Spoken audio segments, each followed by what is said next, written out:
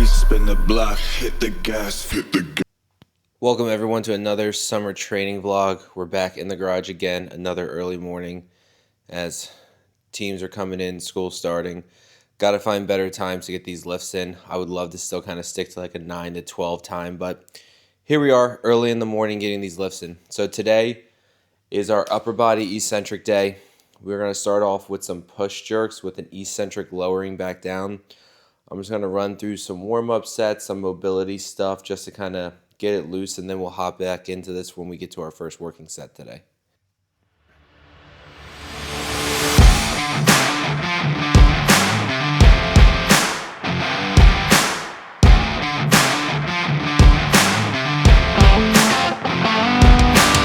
So next we're going to move into our couple warm-up sets we have just building up to our weight today. Really am a huge fan of like that on the back front rack position, placing the bar on your back, getting it to roughly the same hand position that you use when you either clean, push press, resting it there, taking a deep breath in, exhaling, and just allowing your elbows to come up. I think for me that's been the bestest way to improve my front rack mobility. Again, I've been doing this before I was a strength and conditioning coach. I think I got into it when I started CrossFitting after my hockey career ended.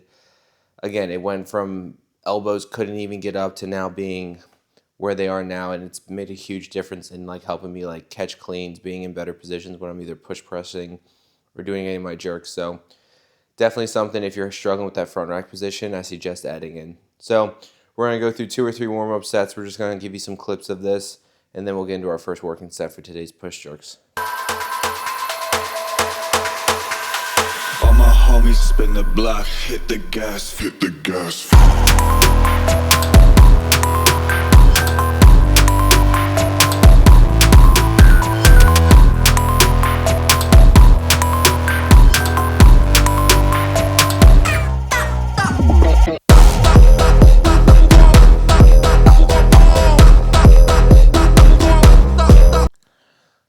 Warm-up sets finished. We got 135 for our first working set today. I can probably tell based off of the warm-ups, this is going to be way too light. So we're going to add probably from set 2 to set 3. The controlling the eccentric on the way down is probably going to be the biggest limiting factor of the push jerk today. But I take my push jerks off of my bench press, and there's an equation I use to get an estimated max, and I probably underestimate that just to be on the safe side. So don't really know what a true 1 rep max, either like push press, even military press is for me. Like couldn't tell you the last time I 1 rep max jerk. So we've got 3 sets of 2 with a 4-second eccentric coming down. Really just want to control that eccentric back to the shoulders, making sure that we're being nice and powerful through the hips and dipping under this bar.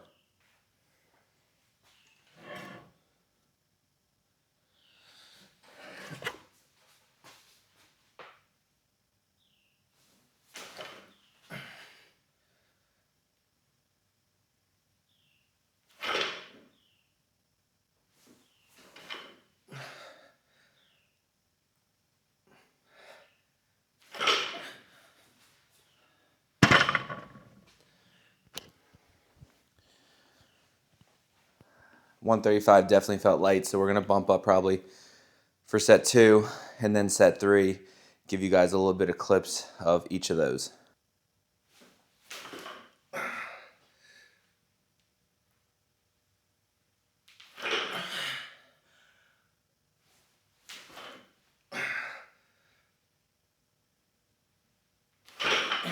That wraps up today's push jerk session. We finally got up to 155 today.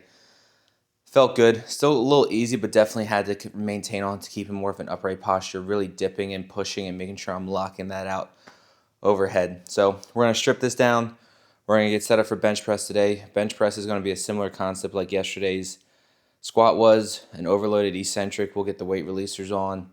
Should be a fun day. And then we got 2 pulling movements. So a lot less volume in terms of overall exercises and reps and sets in this current phase, but definitely trying to push that intensity and really trying to overload that strength component. First working set here on bench, we got, I think it's 70 or 75% on the bar. So we got 195 on the bar and then 32% on the hooks. So we got a 2 clusters, 4-second eccentric down, reset the hooks, 4 down, right into 2 quick reps.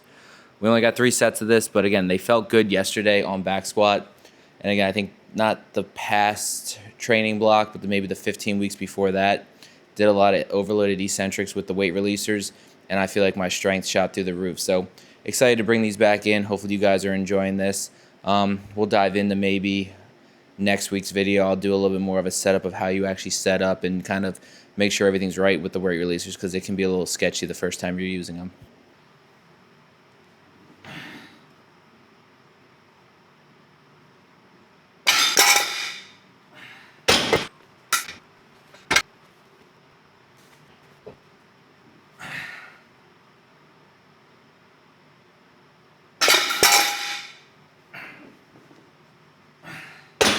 I don't know if you guys saw it on the first rep, but kind of was unsure, even though I already tested out of when the weight releaser was going to kind of come off. And as soon as it came off, I kind of let the bar dump and just smack into my sternum. So that was a great way to start off our first set. But no, felt good. Nice and controlled, really trying to fight that eccentric coming down. Even that little bit, once the weight releasers come off, just keep it controlled, tap the chest, drive up as hard as we can though. So felt good. We got 2 more sets of these. Then we'll move on to some pulling exercises. Last set here, we're going to try to make sure we consistently stick with that 4-second eccentric. We're getting about 15 to 20 seconds in between for the clusters. And then again, just trying to be as fast as we can on the concentric part.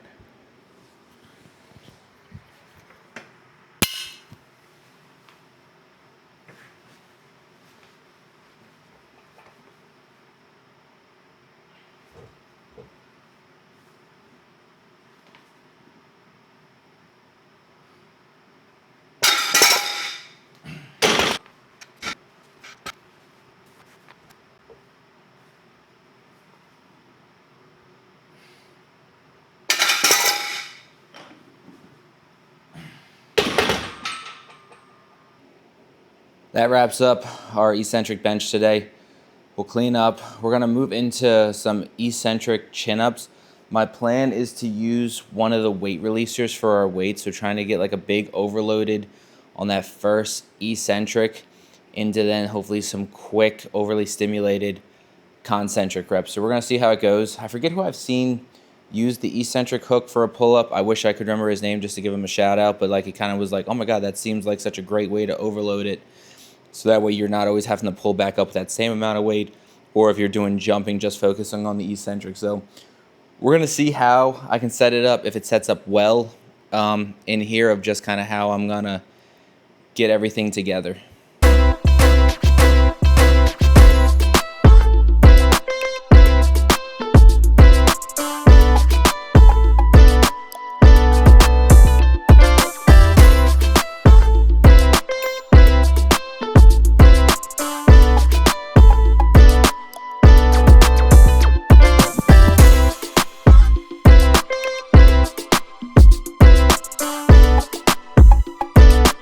So you guys saw set 1 and set 3. On set 2, I adjusted the pin 1 more. It went really well for set 2.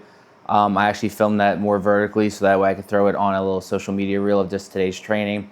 And then the third one, again, the only thing that happened was during the eccentric, I wasn't patient enough to make sure that the hook released before I then tried to pull myself up. I tried to like time it so that way I could kind of like get a little bit of that stretch reflex of that eccentric coming down, versus the other ones I felt I was almost at a dead stop almost before then pulling myself up. But honestly, I'm really liking these. I think it's just gonna be like, okay, we're gonna set it to 7. I know I need 5 of the DC blocks. Like I kind of have a good system of like leaning over, getting the bar, the hook on the chain, using my foot on the peg to jump up to get to that first position for the eccentric going down. And like anything else, like this is the first time I've done this. So like it's almost like a new skill where it's like, all right, let's troubleshoot, let's figure out how to get it done and what's the best way to go about it. Last thing for today is going to be K-box bent over rows. I don't have a hammer row today. Ideally, when I was creating this program, I was thinking being more at work, so I'd have a little bit more machines to use. But still, we're gonna get our horizontal row. It's gonna be an eccentric focus. I'm gonna change it instead of reps to time-based, so it's gonna be 3 by 10 seconds. Give you guys a couple clips of that, and then we'll wrap up today's lift.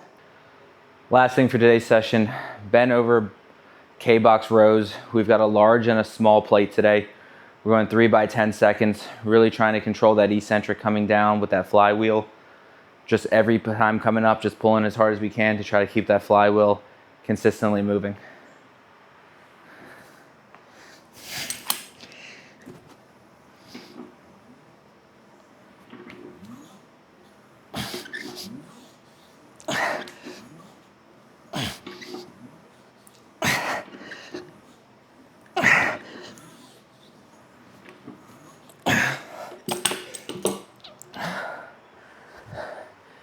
It may not look like much if you've never used the flywheel before, but again, that momentum, that inertia, the wheels are spinning, especially with a large and a small, is basically every time it hits the top end of that cord, it is just trying to rip you down to the bottom. So really got to be patient and control each rep, and it's a great way to work on some eccentric strength using the K-box and the flywheel.